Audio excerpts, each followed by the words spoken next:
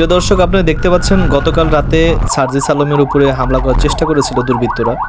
তো সেখানে কিন্তু তারা খুব ভয়ানক একটা প্ল্যান করেছিল, কিন্তু তারা সফল হয় নাই।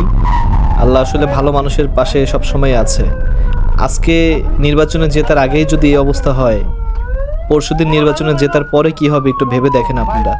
তো সবাই সতর্ক হন এখনো।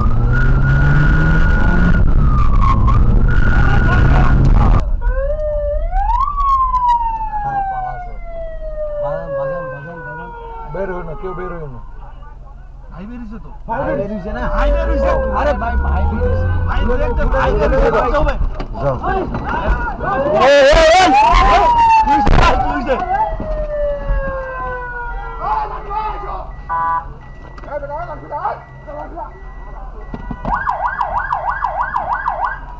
সিলভার টিপ কন্ট্যাক্টে তৈরি।